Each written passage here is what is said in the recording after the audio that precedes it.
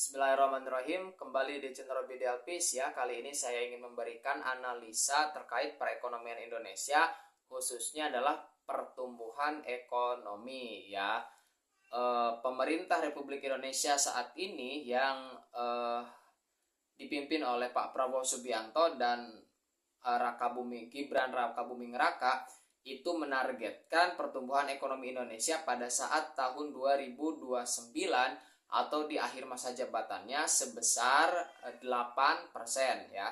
Nah, target yang juga pernah dicanangkan oleh Pak Jokowi ya pada saat awal menjabat itu adalah 7% ya, 7%, tetapi setelah 10 tahun pemerintahannya tidak pernah tercapai di angka 7% ya.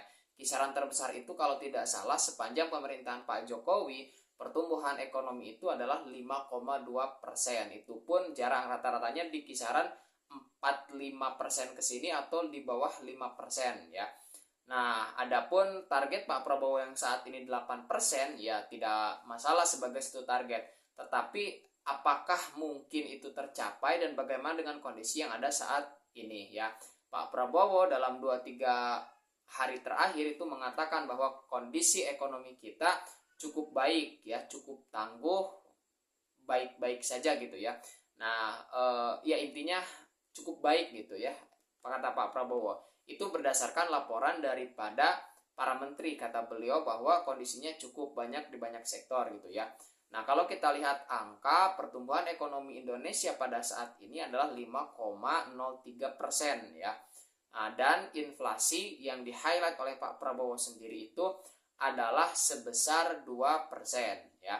Nah, angka 5,03% itu dianggap baik ketika diperbandingkan dengan pertumbuhan ekonomi rata-rata dunia, di mana pertumbuhan ekonomi rata-rata dunia memang berkisar antara 2-3%. Artinya pertumbuhan kita itu jauh di atas pertumbuhan ekonomi rata-rata dunia ya. Tetapi kalau kita perbandingkan dengan pertumbuhan ekonomi kita saat ini dengan pertumbuhan ekonomi Indonesia pas sebelum COVID-19, itu kita masih lebih rendah daripada pertumbuhan ekonomi sebelum COVID ya. Nah, sebelum saya melangkah ke hal yang lainnya, sebetulnya ketika Pak Prabowo mengatakan 5,03% pertumbuhan ekonomi itu ya stabil ya, stabil istilah pemerintah selalu menggunakan stabil atau cukup tangguh ya, walaupun beberapa pihak menyanggah justru itu menunjukkan stagnan atau kemandegan. Nah, kemudian menyebut angka inflasi 2%, sebetulnya yang saya rasakan dan yang saya khawatirkan justru angka 2% itu menunjukkan satu masalah. Apa itu angka 2% itu menunjukkan inflasi yang rendah, tetapi inflasi yang rendah itu bukan ada beberapa hipotesa yang bisa kita buat ya, apakah memang harga-harga murah, artinya masyarakat itu mampu membeli dan harga-harganya memang murah, atau jangan-jangan harga murah itu terjadi karena masyarakat tidak punya uang alias daya beli menurun ya. Saya melihat bahwa justru yang terjadi adalah daya beli menurun ya, atau bahkan anjlok ya daya beli masyarakat ya. Nah, tapi apakah benar daya beli masyarakat atau anjlok ya, nanti kita akan bahas di bagian-bagian selanjutnya ya. Nah, terlebih dahulu ya, dengan pertumbuhan ekonomi yang saat ini 5,03%, kemudian target 8%, maka pemerintah membuat kebijakan-kebijakan bagaimana untuk mendorong pertumbuhan ekonomi. Nah, diantaranya pada kuartal 1 2025 saat ini, Pak Prabowo membuat 8 kebijakan ekonomi untuk dorong pertumbuhan ekonomi. Ya, ini seperti diberitakan oleh kompas.com ya. Nah, jakarta-kompas.com, Presiden Republik Indonesia Prabowo Subianto mengumumkan 8 kebijakan untuk mendorong pertumbuhan ekonomi pada kuartal 1 2025. Stimulus diberikan untuk mengungkit daya beli masyarakat. Pemerintah akan terus menerapkan kebijakan-kebijakan strategis untuk mendorong pertumbuhan ekonomi kita, ujar Prabowo di Istana Merdeka, Jakarta, Senin 17 Februari 2025 ya. Oke, apa saja 8 kebijakan ekonomi tersebut? Nah, mari kita lihat. Pertama adalah kenaikan UMP ya, UMP upah minimum provinsi 2024 yang naik diharapkan berdampak positif pada daya beli masyarakat. Nah, dengan kenaikan upah minimum provinsi, maka diharapkan masyarakat punya uang. Nah, dengan uang itu masyarakat bisa membeli. Dengan membeli itu, maka dunia usaha akan punya gairah untuk melaksanakan usaha. Nah, dengan adanya gairah usaha itu, maka pemerintah punya kekuatan yang akan mendapatkan impact positif berupa pajak. Itulah alur mengapa kemudian pemerintah ya berencana untuk mendapatkan impact yang positif ketika menaikkan gaji. Satu adalah kebijakannya kenaikan UMP. Nah, kebijakan yang kedua untuk mendorong pertumbuhan ekonomi adalah optimalisasi bantuan sosial atau bansos. Penyaluran bantuan sosial dipercepat, termasuk program Keluarga Harapan atau PKH, kemudian ada kartu sembako, ada program Indonesia Pintar atau PIP, kemudian kartu Indonesia Pintar atau KIP, dan bantuan langsung tunai dana desa BLT DD ya.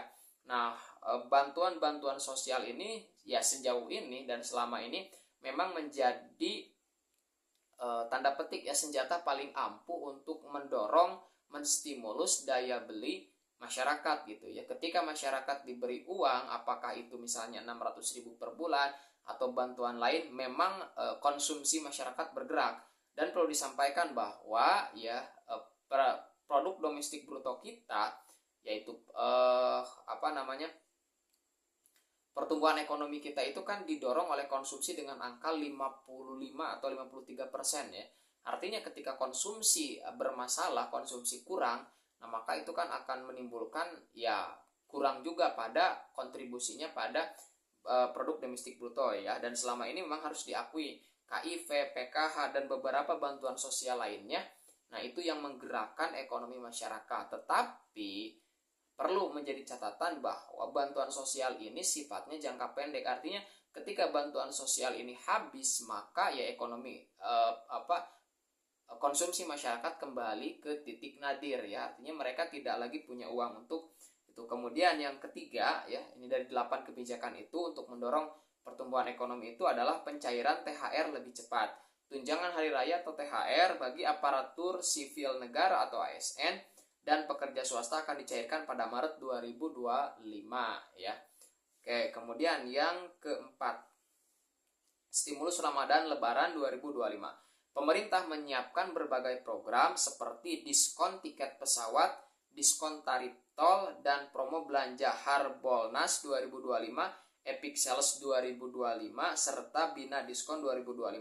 Kementerian Pariwisata dan BUMN juga menggelar produk mudik lebaran. Stabilitas harga pangan tetap dijaga. Oke ya, kita perhatikan, kita lihat ya. Kemudian yang kelima, paket stimulus ekonomi. Pemerintah memberikan diskon tarif listrik, insentif pajak pembelian properti dan kendaraan berlistrik, serta subsidi pajak kendaraan listrik dan hibrida. Pajak penghasilan atau PPH untuk sektor padat karya juga ditanggung oleh pemerintah.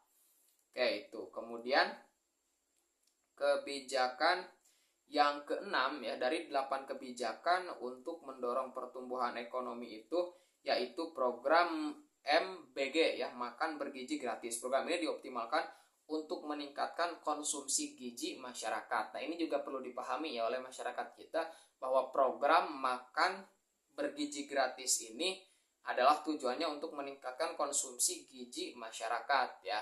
Seperti yang sudah kita pahami bersama bahwa kadang-kadang nih yang dirasakan oleh kita yang belum terbiasa, makanan yang sehat itu relatif tidak enak. Nah, bagi masyarakat atau khususnya bagi pelajar, nah ini harus memang benar-benar disampaikan, benar-benar disosialisasikan. Sebab dikhawatirkan justru ya dengan rasa yang kurang enak tadi, nah siswa sebagai target, sebagai objek daripada makan bergizi gratis justru tidak antusias dan ya tidak optimal ya dalam pelaksanaannya, sehingga ini hanya akan ini belum terjadi barangkali, hanya akan menghambur-hamburkan dana, sehingga baiknya memang ini narasi ini diperkuat dan dalam pelaksanaannya dilaksanakan dengan sebaik mungkin. Nah, kemudian yang ketujuh adalah penyaluran kredit usaha rakyat atau KUR ya. Pemerintah mempercepat pencairan KUR agar pelaku usaha kecil bisa mendapatkan akses pembiayaan lebih cepat gitu ya. Nah, kita juga akan melihat bagaimana nih usaha dunia perbankan di dalam menyalurkan kredit usaha rakyat ya. Apakah memang benar pembiayaan mikro ini bisa diakses lebih cepat oleh dunia usaha ya, terutama usaha kecil. Kemudian yang ke-8 adalah realisasi panen padi. Produksi beras diklaim meningkat signifikan. Sudah ada laporan bahwa produksi beras kita meningkat secara signifikan, ujar Prabowo. Nah, itulah 8 kebijakan umum ya ekonomi untuk dorong pertumbuhan ekonomi pada kuartal 1 ya 2025. Kuartal 1 itu berarti Januari, periode Januari Maret gitu ya. Nah, apakah ini akan efektif ya? Kita akan lihat sejauh mana gitu ya. Karena sejauh ini misalnya untuk program bantuan sosial dan lain sebagainya itu belum benar-benar terrealisasi. Demikian juga beberapa kebijakan lainnya.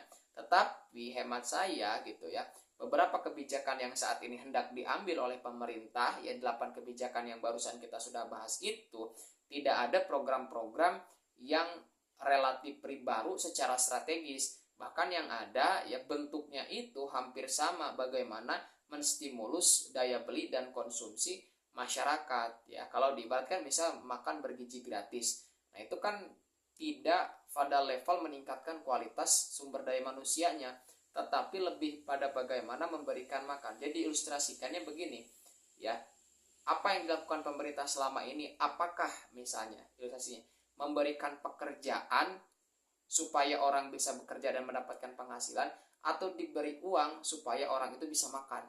Memang dalam jangka pendek memberi uang itu adalah solusi yang paling baik. Ketika orang lapar ya dikasih makan. Tetapi solusi yang paling baik itu adalah justru memberikan pekerjaan, istilahnya ya, untuk apa? Untuk supaya mereka bisa mandiri, ya, punya kemandirian ekonomi. Itu contoh yang paling sederhana. Nah, tentu ketika ditarik dalam konteks kebijakan ekonomi tidak semudah atau tidak sesederhana yang diilustrasikan barusan. Tetapi poinnya adalah peningkatan sumber daya manusia, kemandirian ekonomi supaya masyarakat bisa lebih mandiri, bisa lebih berdaya secara ekonomi. Tentu itu adalah solusi jangka panjang dan yang lebih baik dibandingkan dengan solusi jangka pendek seperti bantuan sosial dan sebagainya.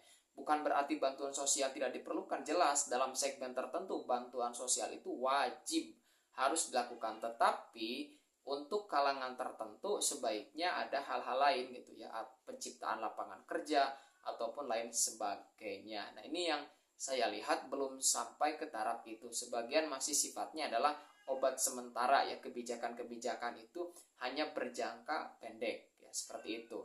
Oke, itu analisa saya terkait 8 kebijakan umum yang dikeluarkan oleh Pak Prabowo untuk mendorong pertumbuhan ekonomi. Nah, kita lihat ya, karena ini kan jedanya cuma waktu antara Januari sampai Maret. Kita lihat bagaimana hasil nanti yang di lapangan ya, apakah memang sesuai dengan harapan atau tidak gitu. Apakah seluruh kebijakan ini ketika dilakukan bisa mendorong pertumbuhan ekonomi menuju yang lebih besar, bergerak ya dari angka 5,3% atau seperti apa. Oke, kita bisa lihat bagaimana komentar teman-teman mengenai kebijakan yang dibuat Pak Prabowo. Silahkan ditulis di kolom komentar. Terima kasih.